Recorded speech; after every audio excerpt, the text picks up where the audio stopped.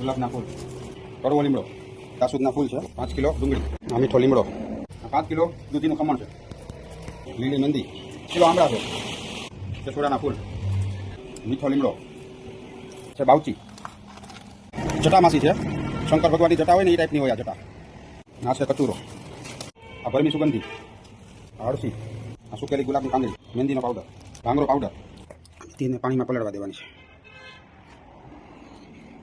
આ બધી ઔષધિ છે.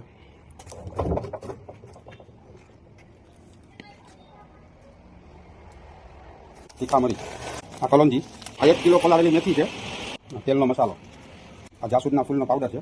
હવે આ એરંડિયું છે, હવે આ સફેદ તલનું તેલ છે.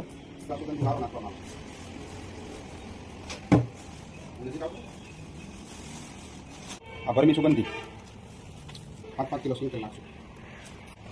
આ 1 કિલો રાઈનું તેલ છે સરસવનું. આ અડધો કિલો કલોંજી છે. આની પહેલાં આપણે કલોંજી નાખી હતી, તો કલોંજી વધારે નાખવાથી તેલમાં રિઝલ્ટ વધારે મળે, એટલે આપણે કલોંજીનું પ્રમાણ વધાર્યું છે. આ છે 5 કિલો કાળા તલનું તેલ. આ ઔષધિ, આ બધા તેલમાં બધી ઔષધિ પલાળી દીધી છે. હવે આને દિવસમાં 5 થી 7 વાર આ રીતે તેલને હલાવવું પડે. એટલે આની અંદર પાણીનો ભાગ હોય છે, આપણે વસ્તુ બધી પલાળી છે એમાં પાણીનો ભાગ હોય, એટલે એમાં કંઈ સડો કે એવું કંઈ ન થાય, એટલા માટે આને રોજ હલાવવું પડે. 4-5 દિવસ આને પલળેલું રહેવા દેવાનું બધી ઔષધિને, પછી એને ધીમા તાપ ઉપર ઉકાળવામાં આવશે. આ રતન જ્યોત છે, કે આનાથી આંખની રોશની વધે. અત્યારે આ તેલ બનીને તૈયાર થઈ ગયું છે. જો આમાં પાણીનો જેટલો પણ ભાગ હતો અને એમાં જે ઉકાળવામાં જે ફીણા થતા હતા એ ફીણા હવે થતા બંધ થઈ ગયા. હવે આ તેલ એકદમ કમ્પ્લીટ થઈ ગયું છે.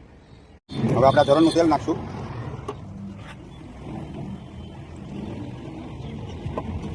આ ઓરિજિનલ ભીમસેન કપૂર છે, 100 ગ્રામ. હવે આપણા તેલ નોર્મલ થોડું ગરમ છે, હવે આમાં કપૂર નાખશું.